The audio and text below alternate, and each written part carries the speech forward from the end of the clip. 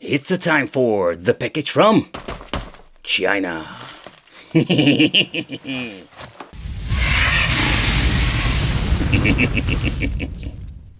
Hey, welcome back to the channel. It's awesome that you're tuning in, because in this video it's time for another package from China, but this is going to be like slightly different. There is no fancy package, nope, but we do have like the toilet paper manual like always, and what we're going to get are just two wrapped or bubble wrapped. We're going to unwrap the bubble wrap, if I know how to get this loose. There we go. And the thing is, like, we have like found another like budget handheld. So when it comes to these budget devices, sometimes you will be surprised how good or how bad they are. Okay, so this is like the deluxe version, and that also came with, of course, the toilet paper manual. Let's see if there is any English. Yeah, there is. So basic explanations, not a lot of information you can use in the end. But what it can do, this thing can be plugged into your television, but also with the AV out cable. There's no HDMI support. Some of these like cheaper devices does have it, but with a budget device, I mean like $15 to up to $25, it's going to be like challenging to find one. Micro USB for basically charging the device. It comes with an extra controller. I think it's pretty damn cool. So you can plug in the handheld in your television and can actually use it like a game system, more like a 2-in-1. And I already mentioned some of them have like the option for HDMI. So the reason I wanted to pick it up, like some people in my community contacted me, asking me to review this. But I must say, like, the configuration of the buttons, I personally really like it over here. We have like the 6 buttons, like fight pad look alike. So there's something you don't see very often. Most of them are like having 4 at the front and shoulder buttons, but you would almost say like there are shoulder buttons, but there aren't. Like you can see, like, it's a mold, like that's it. There is nothing else. So underneath we will find the battery. It's the all famous BL5C, 12 milliamp. Depending, like, I think you can find a couple of different versions. I think there's nothing bigger than 1200 milliamp. Let me know in the comments if I'm having it wrong. But basically this is like the old school battery of the Nokia. But it's convenient, you can charge them. It will give you a couple of hours like playtime. Exactly how long I can tell you, simply because, yeah, there's a little bit of a mix. Like, you can, when you're reading on the page, it says a certain amount, but what do you know what I even find like more interesting with this? Then we have like the option to add one single AA battery. That is an option I've personally never seen before, but of course this is more convenient, simply because you can recharge it. So here we have like the SD card. Okay, there's something you need to know. So this thing comes with a 4 GB. I don't know if they're going to be like different ones. You should like backup this. Sometimes you would have like a part of the firmware is on this backup because they're using really crappy SD cards, and if it's going to get broken or corrupted, because that chance is very high with this, you have a problem and your system won't boot up. Volume control over here, the rocker they love to call it, the TV out or the tiny jack, micro USB for charging, and of course we have in here the on and off switch. Does it boot up? Nope, it doesn't boot up. Great. So they made the decision not to implement a D-pad, so we do have like the system rock or joystick. So I must say, like, there's a little bit of wobbly, same like in the PSP, only way cheaper. You can see like there is a little bit of tilting going on, not very convenient. They have like all the navigation buttons, select, start, and I think that was the home button. So here, like, having the A, B, X, or Y, and L and R, basically they replaced the shoulder buttons and put them over here. So when you're looking at it, I like a little bit tiny buttons. I'm not the biggest fan of it, like the same like the Nintendo Switch. They feel okay, they're not like very long traveled, they feel kind of smushy when it comes to membranes, but that is expected when it comes to these cheap devices. Okay, so it didn't do anything with the battery. That's kind of interesting, to be honest. So let's get myself a charger. Yeah, I already did this unboxing together with you, so let's see if it's going to be charging or even booting up at all. Turn it on or turn it off. Okay, so basically the LED shows up that it's charging, so that's a good thing. Let's turn it on. Let's see what happens now. Ah, there we go. Okay, great. Okay, I never like tried this with a battery, so if you don't have a rechargeable battery. But do you know what it is? Like, I was thinking about this, having a brain fart. The voltage is different of a battery, so I'm guessing I need a different kind of battery or something like that. 1.5 volts. And we're looking at this thing over here on the inside. So 3.7 volts. So I'm guessing this is not going to be your typical regular, let's say, battery. I'm guessing it is. Otherwise, we should have like a different configuration of batteries. So it's kind of weird, to be honest. So I'm guessing you're going to need a different one. So Wicked has a brain fart? Absolutely. Okay, here at the top corner you can see it charging. So when it comes to the display itself, do I like the front protector is still on. I think I can remove it if I want to. Let's remove it first. Let's see, because these things are very, like, sometimes you do get like in different like image quality. There we go, there we go. Alright, let's remove this front protection thing. Okay, so it makes it even more glossy. Yep, it is. So I just want to give you the viewing angle. These displays are like very cheaply, so like that's what expected. But there's even some difference between the display and the front glass. The front glass is not like Gorilla Glass, it's just more like this very hard plastic. Sometimes they're using these soft plastics, but this is not bad at all. So you cannot accidentally like destroy your LCD display on the inside. But again, the overall, like the view angle is not great. But let's take a close look at the menu. I really hate these thumbnails because you cannot really change these things out.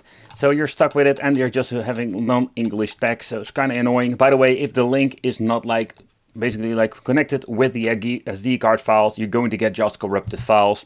So I'm not a big fan of those. I should like stop doing that, just giving you like an overview. So we have like the option for some arcade, Game Boy Classic, Advance, Super Famicom, Famicom, Neo Geo, Mega Drive and MAME. And here we can go into the settings, where we can set some stuff up. There we go. Oh, we finally found it. So everything is in the Asian language. We have even like Espanol, English. We can set it to that. Oh crap. There we go. So with Y we need to put on selections. Kind of interesting. Product information. Here it only shows like free size, total size. This is basically the size of the disc card. This thing doesn't have any, like say, internal like memory. Then we have like the output. Here we can set it to the different outputs. It's still set to LCD, so we're going to use the LCD, but later on we'll try the TV out. Okay, so that's basically what we're going to do or going to have with the handheld itself. Alright, there we go. I must say the button configuration of this thing is absolutely garbage. Like you need to use the home button going back. It's something you need to get used to. Your powering, closing screen, auto off, stuff like that. It can be set up. So there's not a lot of stuff you can like mess around with. So if the emulators are running like crap, you are having a problem. But let's get into some gameplay and let's see what we're going to get. Okay, so let's try the first game. Let's see how good the emulation performance is. The audio is pretty damn bad. And I mean, there is an audio delay in the MAME emulator. So also that's the first thing they messed up. And that is what it is with these things, like a hit or miss. Oh man, horrible. Let's lower the volume. Alright, that's my bad. But you can see like there is a lot of problems going on with the emulation performance. Is it still playable? That is of course something you should decide for yourself. But again, like the analog stick doesn't make it any better. It's absolutely horrible. I'm missing out on good joystick or at least in D-pad. So it's quite unfortunate if you ask me. We do have like a quick load, quick save. So pressing the home button, you will get just this quick menu that's only popping up when playing actually a game. You can make a quick load, quick save over here. It's highly possible if you're going to play some, let's say, games that does have like a support for save function, that it doesn't work, that you need to use it like this way. Or you just use it like the quick load, quick save in here. A little bit messy. So another problem I've noticed, sometimes if there is even a file on it, you will see like everything is not in English. It's absolutely a nightmare. So even if it comes with some files, doesn't matter what, homebrew games, it is absolutely a garbage. Yeah, it's not like you want to receive anything. So next up, let's try some Sega Mega Drive. And I must say, look, when you're having a lot of devices nowadays that runs it perfectly, the overall performance is not bad at all for a cheap device like this.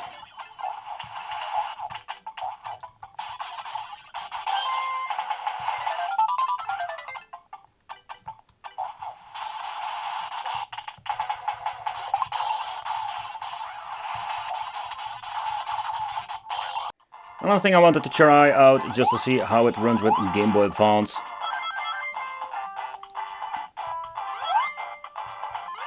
I don't see any like weird thing going on with the audio now. So you can see like it's a problem when it comes to a certain emulator. And again, like there's no way of changing that out. So that's a little bit of a bummer with these cheap devices.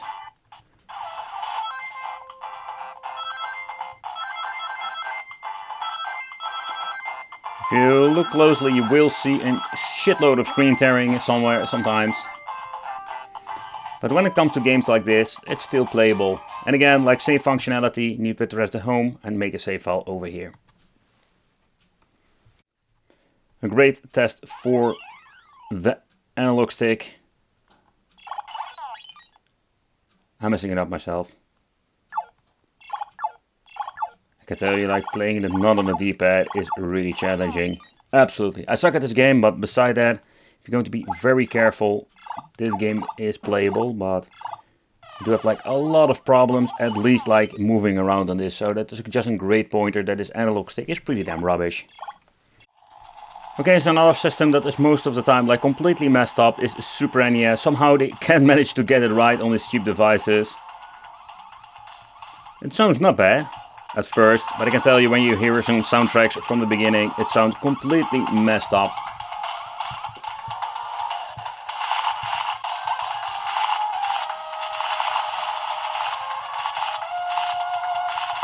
But still, some games are still like playable in some way.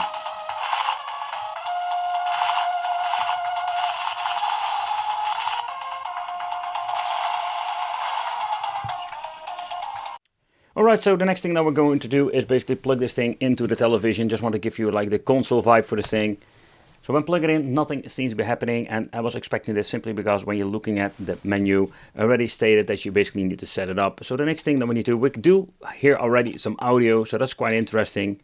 Okay, so let's get into the settings over here. I already shown you before that you need to set it to the LCD, or better said, you need to set it to a different output. We have the NTSC model over here, or the option. Here we have like now an image on the screen. Now we need to go back. Another thing I wanted to check out, like how this thing will work. Everything is messed up, by the way, when it comes to the screen now. There's no like beautiful background. Plug in the extra controller. And the signal goes out, and that is not like it's supposed to do normally, but it happens. So let's reboot it again and let's try the system, and let's see if we can get it to work when everything is plugged in. The weird thing is, like when I'm going to plug in the controller, somehow it messes up with the AV out signal. So nothing seems to be working anymore. Let's plug it back in. And there we go. So when you're going to plug in the controller, somehow it completely like stops working. So I'll show you again. Ah, there we go. All right, great. So I don't know what happened the first time. So let's go to the menu and let's boot up a game. And let's see if the 2-player actually works. It's kind of funny that we do have like the audio from the handheld, but also from the television at the moment. So let's put a credit in. Okay, that seems to be working. Let's try the controller now. Let's press start. And it does recognize the system and the controls. You can already hear like the music is completely messed up. That's the reason why I play so many times the freaking same game, because I can dream the soundtracks. I can tell you now that absolutely not like it's supposed to be. But actually, I'm surprised that it seems to be working. It's kind of funny that we do have like a D-pad on the freaking controller.